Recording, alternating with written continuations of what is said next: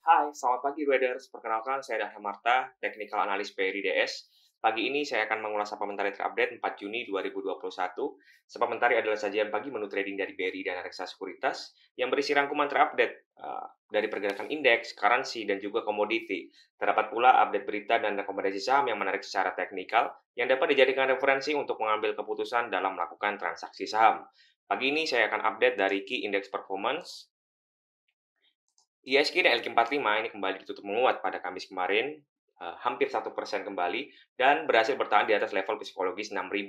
Penguatan IHSG kemarin masih dipicu sentimen data ekonomi yang membaik seperti inflasi yang meningkat di bulan Mei, lalu data manufacturing PMI di bulan Mei yang juga ekspansif, juga optimisme pertumbuhan ekonomi pada Q2 nanti ini memberikan katalis positif pada pergerakan IHSG kemarin. Di sisi lain, lonjakan kasus COVID-19 di dalam negeri pasca libur lebaran ini juga masih berpotensi mempengaruhi pergerakan market. Rata-rata penambahan kasus saat ini telah di atas 5.000 orang per hari. Investor asing tercatat kembali net buy pada Kamis kemarin sekitar 800 miliar. Pembelian investor asing kemarin terfokus pada saham BBCA dan juga BBRI. Sementara itu, bursa saham Amerika Serikat semalam melemah setelah menguat seminggu terakhir. Hal ini akibat kekhawatiran membaiknya data ekonomi seperti data non-farm payroll yang meningkat 978.000 pada Mei, jauh melampaui ekspektasi yaitu sekitar 650.000. Dan jumlah klaim pengangguran awal yang hanya 385.000 pada pekan lalu ini turun dari angka 405.000 pada pekan sebelumnya. Pelaku pasar khawatir jika ekonomi pulih dengan cepat, maka The Fed membuka peluang untuk pengetatan kebijakannya. Lalu indeks Edo menguat 1,08%, indeks VIX menguat 3,2%, sehingga volatilitas dan kekhawatiran pasar ini mulai meningkat. Indeks DXY ini menguat dan hal ini berarti dolar cenderung menguat terhadap 7 mata uang utama, sehingga hal ini berpotensi memberikan katalis negatif ke pergerakan mata uang utama termasuk juga rupiah. Sementara itu, bursa saham ASEAN dan regional rata-rata bergerak menguat pada Kamis, namun Hang Seng dan Shanghai ini ditutup lemah. Hal ini merespon data Techfin yang menunjukkan aktivitas jasa melambat pada bulan Mei 2021. Data PMI jasa Jepang juga tercatat turun ke level 46,6 dari 49,5. Hal ini akibat pembatasan wilayah karena lonjakan kasus COVID-19 sejak April lalu di Jepang. Di samping itu, munculnya virus COVID-19 jenis baru di Cina dan kekhawatiran akan lanjutan kenaikan inflasi di US ini masih membuat pelaku pasar di Asia cenderung wait and see.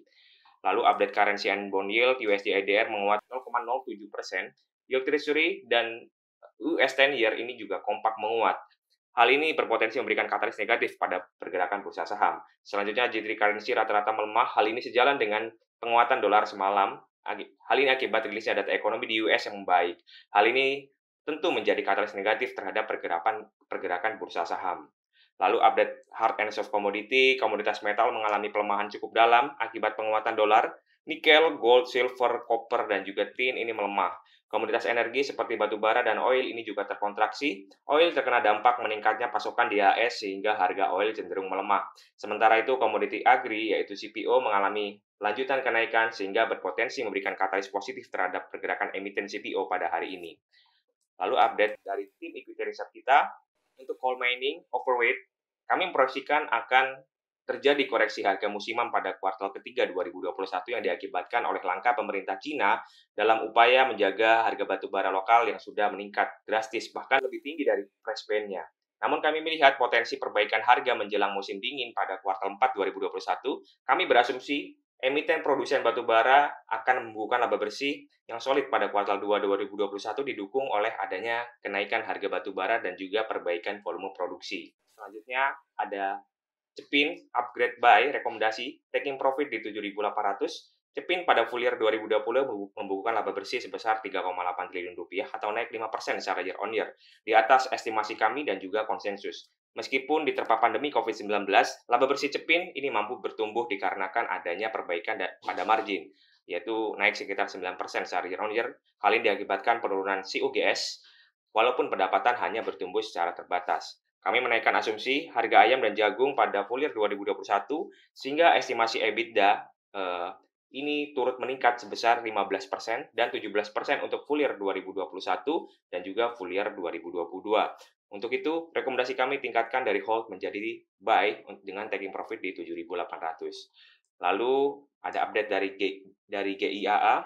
GIA dikabarkan akan melakukan penundaan pembayaran utang atau moratorium dalam waktu dekat. Utang Garuda Indonesia semula hanya Rp20 triliun, sedangkan saat ini sudah menjadi Rp70 triliun atau 4,5 miliar US dollar.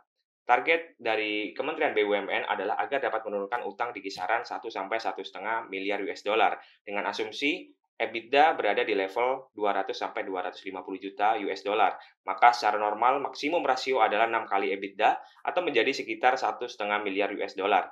Di atas itu, going concern GIAA akan dipertanyakan karena tidak akan mampu membayar hutang-hutangnya. GIAA dalam kondisi keuangan terburuk, tak hanya karena masalah tekanan pandemi COVID-19, tetapi juga ada persoalan dengan penyewa pesawat dan juga lessor. Pasalnya saat ini Garuda Indonesia bekerjasama dengan 36 lessor yang sebagian terlibat dalam indikasi tindakan koruptif dengan manajemen yang lama. Selanjutnya ada Showbiz Investment News Flash. Diambil dari laman CNBC, beberapa waktu yang lalu, selebritis Indonesia Raffi Ahmad ini beserta rekannya, sesama pebisnis yaitu Rudy Salim, yang memiliki Prestige Motors, ini melakukan akuisisi terhadap Cilegon United ya, dengan nilai investasi sebesar lebih dari 300 miliar rupiah. Cilegon United resmi berganti nama menjadi Trans Cilegon FC seiring dengan hadirnya pemilik baru. Diharapkan dalam jangka menengah sampai panjang, klub bola ini bisa melakukan IPO dan melantai di bursa. Tentunya jika Trans Cilegon FC ini melakukan IPO, klub harus membuktikan ya kinerja operasionalnya yang harus memuaskan dalam beberapa periode ke depan dan juga harus menjerat income dan imbal hasil yang menarik bagi investor ya untuk menarik investor nantinya. Ini menarik, jadi kita tunggu saja tanggal mainnya ya. Untuk detailnya, berita-berita ini, traders bisa download supplementary di official Telegram kami, dan linknya ada di caption di bawah ini ya. Lalu, update trading EDS pada hari ini, IHSG hari ini diprediksi bergerak mix dengan kecenderungan melemah. Indikator MACD positif menguat, indikator stokastik melandai di area overbought sehingga IHSG diprediksi bergerak di rentang 5.895 hingga 6.379.